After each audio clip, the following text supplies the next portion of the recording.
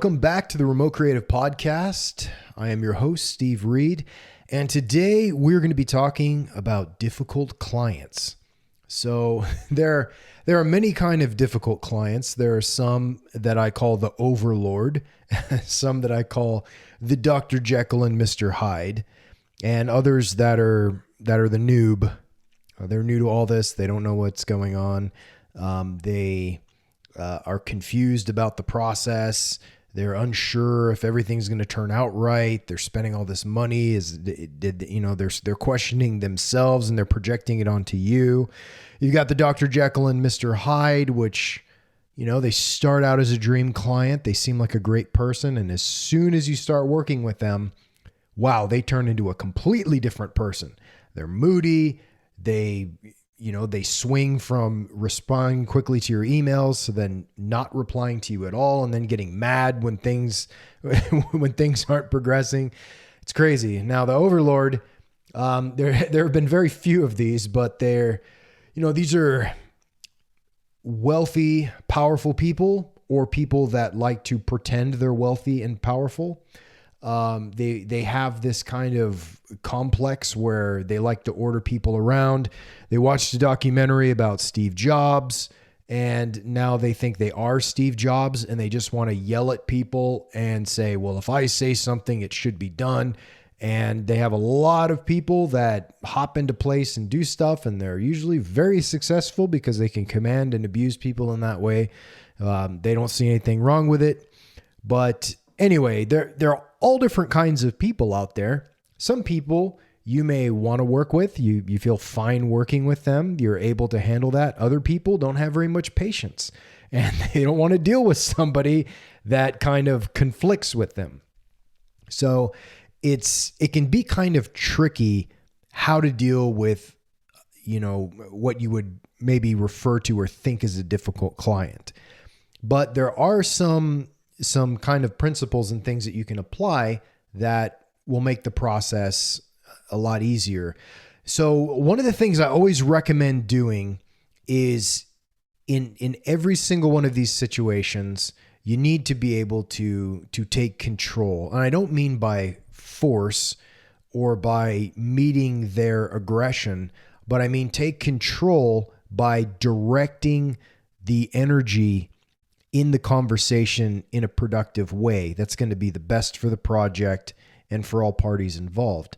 Now, in certain rare cases, this is just simply not possible because some people are unwilling to work with you. But I would say the vast majority of my clients, I can't think of a time where the conflict was so bad that I had to simply leave a client just right midstream. I have fired clients in the past in the nicest possible way, simply because they were very difficult to work with for a variety of reasons. For instance, I had one client I'd put kind of in the overlord category who would say, hey, I need an ad designed, and can you have that to me? And I'd say, sure. What do you want the ad to say? He goes, just design an ad. Just make it pop. Wow me. Those were his favorite things to say. Make it pop. I just need it to pop and wow. Just wow me. Give me some wow. And then he would leave me to go to it without telling me what the ad was even for. And so I would design an ad and put some text. I know this sounds insane, but I would design an ad, put some text on it, and send it to him. And he goes, No. It needs to say this. It needs to say this coming soon and blah, blah. And he would give me this detailed description of what he wanted, but only after I had done all of this work to produce something that he didn't like. And he did that over and over again. And this was several years ago when I would say, just barely starting to hit my stride. And he was a big client. And sent me a ton of work. And so there were some things I was willing to put up with for a while, but afterwards I had to just say, you know what, the money's not worth. He offered me a job. He offered me a 6-digit salary to come work for him because he loved me, but there's no way I could work for the guy. I mean, it was very difficult, and there wasn't anything I can do to fix the situation. I tried multiple times. but that was just his nature. That's just how he liked to work. And, you know, it's not my business to change people. It's my business to work with people where possible and make sure that the working arrangements are a good fit. Sometimes they aren't, and we have to be realistic about that. Sometimes you have to walk away. But, you know, what do you do in these difficult situations? So one of the things I've found that's pretty effective is whenever a problem occurs, you don't want to point the finger at the client. So let's say a client isn't replying to your emails, and you then point the finger at them, say, well, and the client's upset because the project's not progressing or it's late. Say, well, you take forever to respond to my emails, so you're the reason the site isn't live. So you want to look at the problem? Just look in the mirror. All right, you don't say that to the client, right?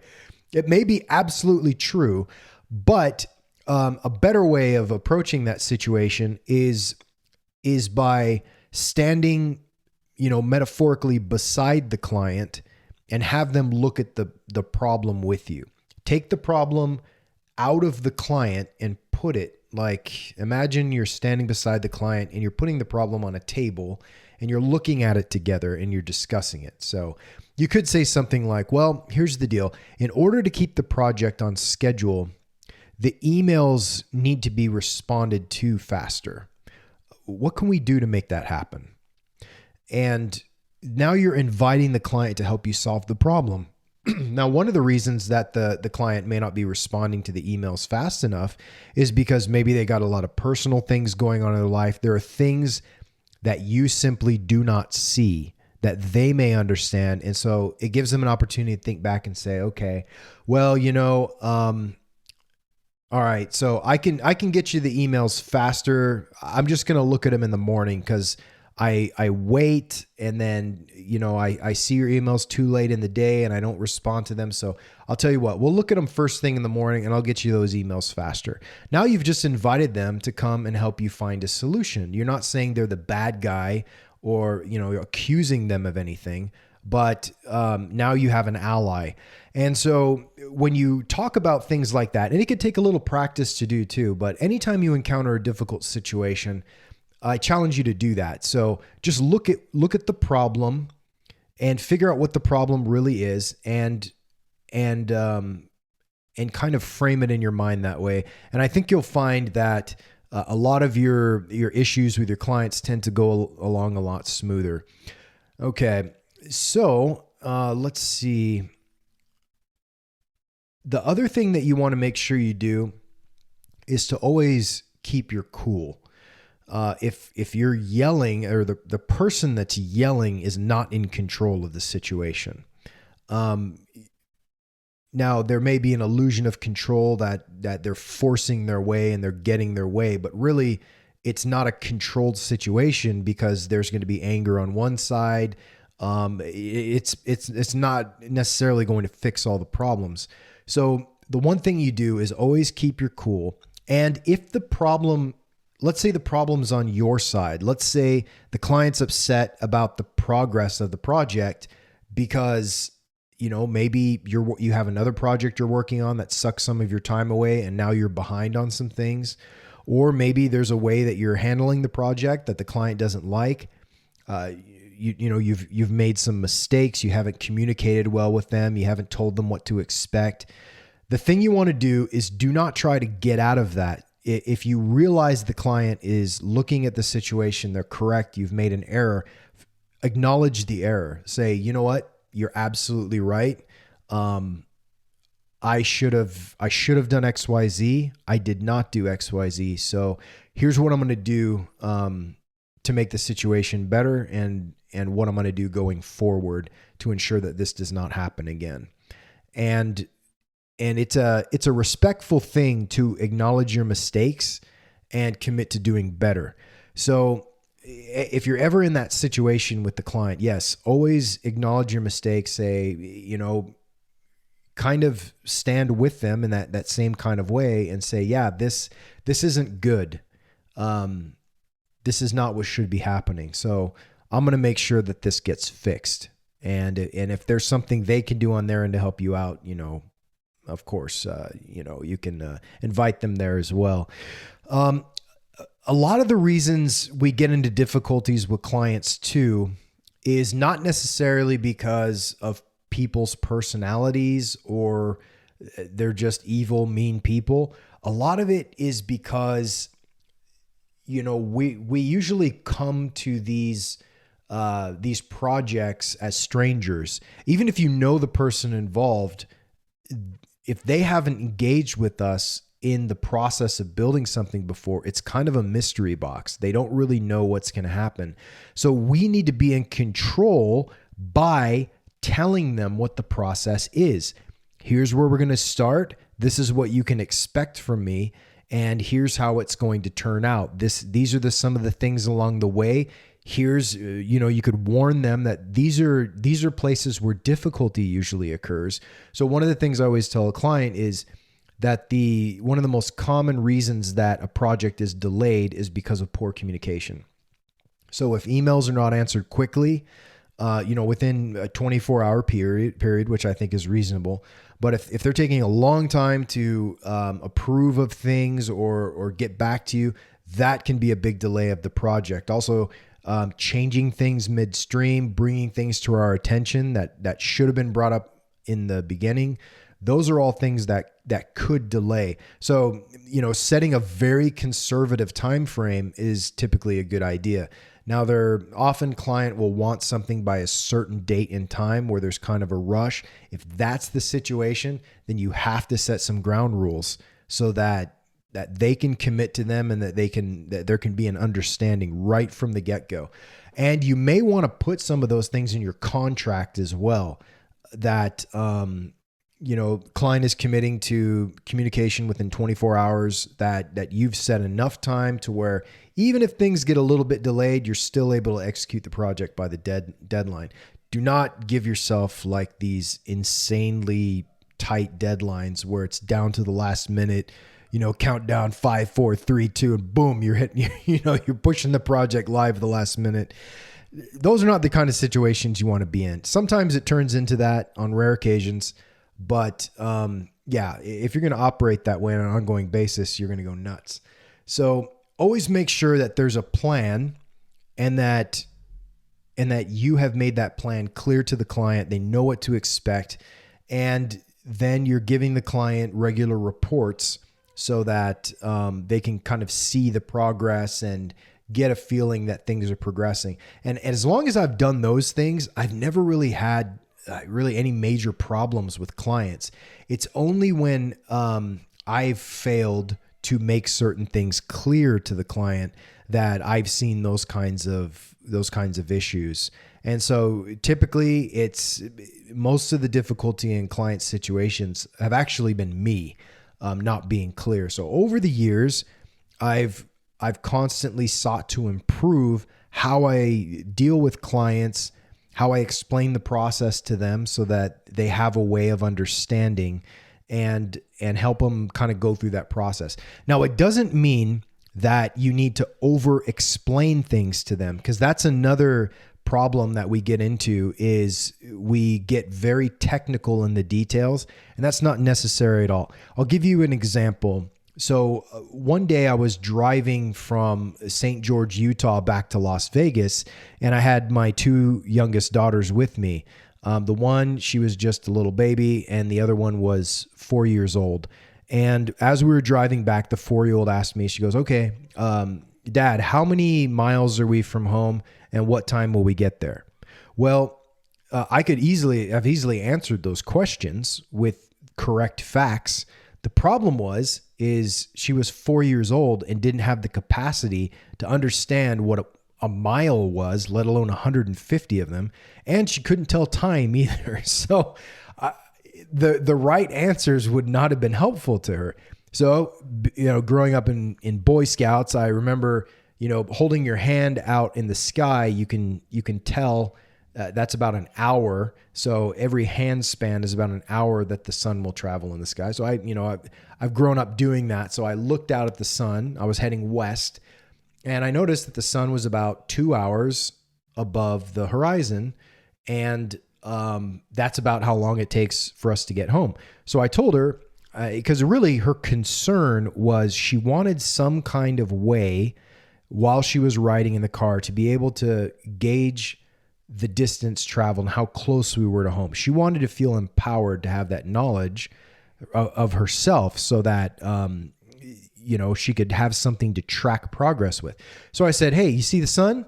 When that sun drops lower and lower, and then right when it touches the top of those mountains in the distance, we're almost going to be home. You'll see the Las Vegas, you'll see where home is, and you're going to know that we're almost there. So just keep an eye on that sun, and that'll let you know how close we are to home. So I gave her something very simple that she could use to be able to understand the progress. And we have to do that with our clients sometimes, and there's many ways we can do it.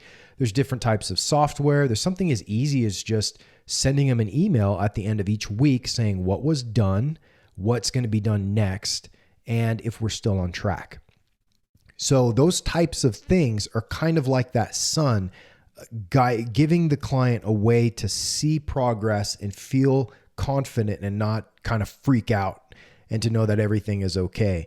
So, there's little things like this that we can do with our clients that really make a big difference. A lot of the problems that we face are simply due to a lack of proper communication. And it's so frustrating because if the communication was there, a lot of these problems just simply would not exist. And a lot of times it takes time and experience and study and just trial and error to kind of find out what these things are.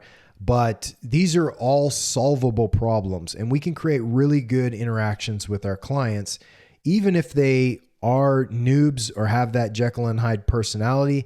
Sometimes in our journey, we're going to have to renegotiate the terms of engagement. If a client gets to the point where, they're yelling at you or being abusive, whether it's, insulting you, beating you down, denying you payment, or trying to drop the price on you. There's a lot of kind of abusive behavior that can go on sometimes, and that needs to be ceased immediately. You cannot allow those types of things to happen. So if you're ever in one of those situations, you just talk to the client and say, look, this situation, what's happening right now, this can't continue this way. Let's talk about this a little more. Let's kind of renegotiate kind of just the terms of our engagement and see if we could find a good path forward again. So, you could say, hey, the yelling really isn't productive. I know you're upset.